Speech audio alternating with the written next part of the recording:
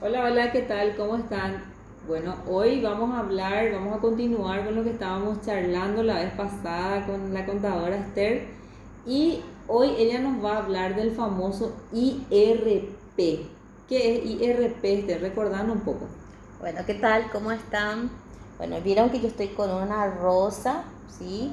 Considerando que este mes es el mes de rosa y para darles a entender también a la gente que el contador no es siempre serio, no es siempre así muy,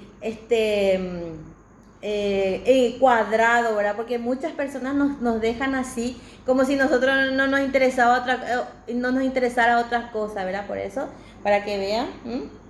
Tengo una flor rosa. Octubre rosa. Octubre rosa. Muy bien. ¿Qué es el IRP? ¿Qué es? Impuesto a la renta personal. O sea, todo lo que vos ganás porque vos trabajás en una empresa en forma dependiente o si trabajás en forma independiente. Vamos a ponerte siempre a vos de ejemplo. Vos sos doctora y trabajás en un hospital. Y ahí te pagan dándote una factura, o sea que vos le das una factura, entonces estás trabajando en forma independiente. A su vez trabajas en otro lado, pero ellos te descuentan el IPS, etcétera, etcétera, entonces te dan una liquidación de salario. Estás trabajando en forma dependiente. ¿Qué es lo que vos vas a hacer? Vas a sumar lo que vos ganas en uno y otro, y si supera en el año 80 millones, entonces vos tenés que pagar el famoso IRP. O sea, vamos a suponer, vos vas contando lo que ganaste en enero, lo que ganaste en febrero, en marzo, abril, en agosto superó 80 millones, vamos a suponer alcanzó 88 millones. Entonces a partir de ahí vos te convertís en contribuyente de impuesto a la renta personal. Entonces, ¿qué hacemos? Sumamos a partir de septiembre, porque ese es el error que muchas veces comete la gente. No es desde el principio, sino a partir de donde superaste esos 80 millones. Entonces, suma septiembre, octubre, noviembre, diciembre. ¿Y cuándo tenés que pagar? Tenés que pagar en el mes de marzo. O sea que vos tenés otra vez tiempo, si por ahí no tenés el dinero suficiente como para pagar. Bueno, muy bien. Vamos a suponer que por esos 4 meses la suma de tu salario alcanzó 45 millones, por decir cualquier cosa. A eso vos tenés que descontar el IPS. También tenés que descontar el IVA que vos tuviste que pagar. ¿Te acuerdas que yo te dije que vos estabas trabajando en una forma independiente y en otra en forma dependiente? En donde trabajas en forma independiente vas a tener que pagar mensualmente el famoso impuesto al valor agregado, ¿cierto? Entonces, vos ganás, por ejemplo, 4.400.000 ya diste como IVA, y vos la base imponible para el cálculo del impuesto a la renta, o sea, del IRP, es del 4 millones. ¿Sí? Muy bien, dijimos que al 31 de diciembre la sumatoria de todo lo que vos, lo que te ingresó, alcanzó 45 millones. Sobre eso es lo que vos tenés que pagar. ¿Qué le descontás? Como te dije, le descontás el IPS, le descontás el IVA, le descontás tus gastos personales. ¿Cuáles son tus gastos personales?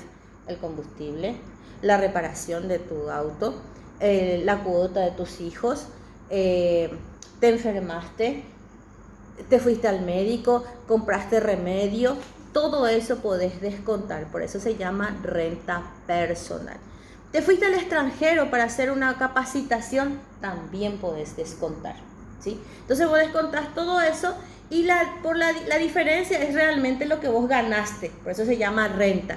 Y sobre esa diferencia, vamos a suponer que tu diferencia te sale 23 millones, entonces sobre 23 millones vas a pagar el 8%.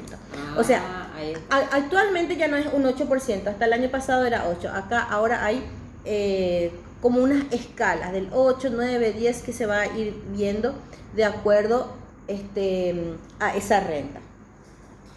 Sí, por ejemplo, yo sobrepasé los 80 millones en agosto. Ya paso a ser IRP, pero vamos a suponer que en los siguientes meses no sobrepaso los 80 millones. Igual nomás ya soy IRP. Claro, claro, eso es lo que te estuve diciendo. Vos, por ejemplo, ya probablemente no vas a superar los 80 millones, porque 80 millones vos conseguiste hasta agosto. Y yo te sumé septiembre, octubre, noviembre, diciembre, te sumé 4 meses nomás. Evidentemente no vas a llegar a los 80 millones. Por eso es, luego que superaste los 80 millones, eso que vos ganás después es lo que representa para tu IRP, ¿sí? Muchas veces la gente se desespera todo mal porque dice, no, pero yo gané demasiado y ¿qué pasa? No, desde que te convertiste. Y un dato muy importante, gente, hay rentas exentas. ¿Qué quiere decir rentas exentas? Rentas sobre las cuales no vas a pagar el impuesto, como por ejemplo el aguinaldo, o se te echa de tu lugar de trabajo y cobras una indemnización. También eso es una renta exenta. Los jubilados, la jubilación también es renta exenta, no entra dentro del IRP. Ahora, vamos a suponer que vos se te echó de tu trabajo, te hicieron una indemnización, pero te indemnizaron más de lo que establece la ley del trabajo. Entonces, por esa diferencia, sí se va a considerar como ingreso gravado por el IRP. Interesante. Sí. Así que no le tengan miedo al famoso IRP. No le tengan miedo. Y antes, por ejemplo, si vos vendías una casa ya te convertías en IRP. Ahora en vez de ser IRP vas a hacer IRP ganancia de capital.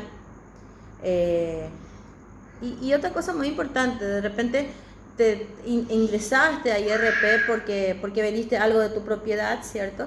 Y que superó los 80 millones, o hiciste un trabajo interesante y ahí te convertiste, ese año tuviste que pagar porque ya ingresaste y podés salir después de los 3 años. Entonces tampoco es para desesperarse. Si por ahí, algo también muy importante que de repente muchos profesionales no saben, es que vamos a suponer el año pasado vos ingresaste con los 80 millones, pero este año no tenés, no hay caso, porque cambiaste de trabajo y lo que vos ganás jamás va a superar ese dinero. Entonces, ¿qué es lo que vos haces? Vos presentás lo que vos ganás y lo que vos gastaste. No vas a pagar absolutamente nada porque vos no tenés un ingreso superior a 80 millones. Pero tu obligación como contribuyente es presentar eso, ¿sí? Porque hay muchos contadores que presentan sin movimiento. Sí. Y está mal, no es sin movimiento, porque vos sí tuviste un movimiento. Ganaste sueldo mínimo, pero por ese sueldo mínimo tuviste que comprar, te fuiste al supermercado, pagaste la cuota del niño, etcétera, etcétera. Entonces, demostrar eso. ¿De dónde salió ese dinero? ¿Sí? Ya. Eso sí, hay otro error muy importante también, Cintia, que cometen la gente. Le pides la factura a su hermano, a su papá, a su primo, y de repente la cantidad de gastos supera el ingreso. Ojo con eso, gente. Eso está mal, porque si mi ingreso es de 10 millones de guaraníes, yo no puedo gastar 15, a no ser que haya pedido prestado dinero. De lo contrario, yo no puedo gastar más de lo que recibí. Ojo con eso. Eso está mal. Y se puede tener una intervención porque evidentemente ahí hay algo no corresponde. Por eso dice una parte de la ley que tus gastos tienen que ser reales. Hay que ser consciente de eso porque muchas... la base realmente de una buena administración empieza en pagar los impuestos, ¿verdad? Muchas veces no tenemos en cuenta los impuestos para pagar, ¿verdad? Tenemos en cuenta otros gastos, nuestras deudas, ¿verdad? Pero no está en nuestro, ¿cómo se dice? En nuestro balance no está el impuesto. Entonces tenemos que poner también como gastos, ¿verdad? Tenemos que poner también el pago de los impuestos, claro, para poder empezar a administrar bien. Dentro de nuestro presupuesto, digamos. Presupuesto, ¿verdad? Tiene que estar el impuesto, ¿verdad? Porque todo empieza con el orden, ¿verdad? Entonces hay que ser ordenado en las finanzas para que nos vaya bien también en nuestro negocio. Si no somos ordenados desde un principio, cuando entramos en el negocio se nos va a armar un desastre, ¿verdad? Un bolonqui. Para terminar, quiero decir algo, no tiene nada que ver con el IRP, pero sí con el famoso IVA. Algunos dicen, demasiado tengo que pagar el IVA, no quiero pagar. Bueno, ese IVA no es tuyo, es del Estado. El error está muchas veces cómo considerar ese IVA. Si vos vas a cobrar por tu honorario y vos querés cobrar 500.000 guaraníes, entonces tenés que cobrar 550. O sea, recargale ya ese 10%. Entonces la factura ya no le vas a hacer por 500, ya lo vas a hacer por 550. Y vos ya sabés que ese 50 no es tuyo, es del Estado. Es más, te dice otra vez, el Estado te dice, bueno, está bien, ese IVA es mío, pero podés otra vez deducir los gastos que tuviste al hacer ese honorario profesional. Entonces, esa es la manera que tienen que pensar. Muchas veces me dicen, sí, yo le cobré 300.000 con IVA incluido. No, ¿cómo le vas a cobrar 300.000 con IVA incluido? ¿Cuánto vos querés ganar? ¿Querés ganar 300? Entonces tenés que cobrar 330. Y apartar ya eso. Exactamente, y ese 30 no es tuyo, es del Estado. ¿Sí? Y muchas veces la gente se queja porque no hace ese cálculo. Él dice, yo quiero ganar 100.000, entonces le voy a cobrar 100.000 con IVA incluido. No, tenés que cobrar 110. Porque 100 va a ser tuyo y 10 es del Estado. Es más, te dice otra vez el Estado, bueno, de ese 10.000 descontá el IVA que vos pagaste al comprar algo que era para tu trabajo, tu uniforme, tu maquillaje, etcétera, etcétera. Así mismo. Eso quería decirle porque muy importante. Eso quería decirle porque muchas veces la gente no entiende eso, especialmente la gente que se dedica a los oficios, ¿verdad? El pintor, el albañil, y eso, que no entiende mucho de esto, y entonces dice, bueno, voy a cobrar 100.000, pero realmente lo que tiene que cobrar es 110. Y después el culpable, el contador, ¿verdad? Porque el contador solo lo que hace es informarle lo que tiene que pagar, pero se enoja con el contador porque le hace pagar mucho IVA. Y sí, anteriormente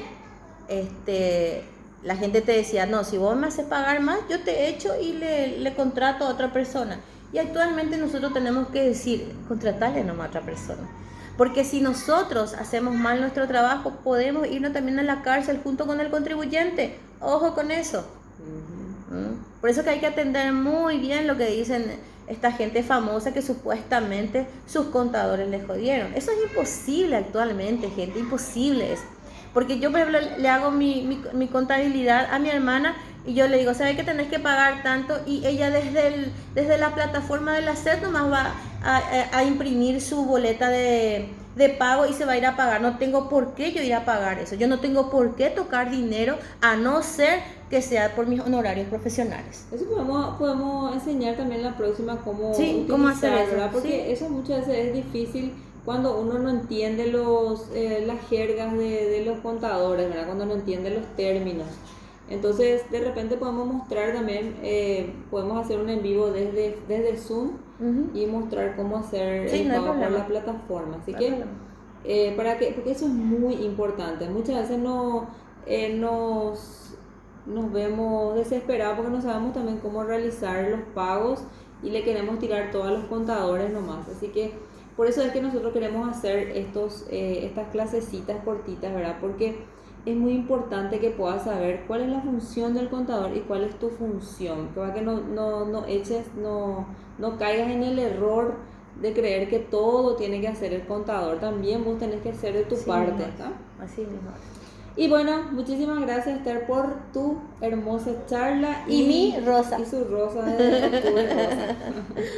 Bueno, y nos vemos el próximo viernes. Ya quedamos que van a ser todos los días miércoles para que ustedes puedan estar atentísimos de todos los consejos que da la licenciada Esther. Viernes. ¿Qué dije yo? Miércoles. Viernes, viste mi cerebro, la edad. Bueno, nos vemos. Chao, chao. Chao, chao, chao, chao.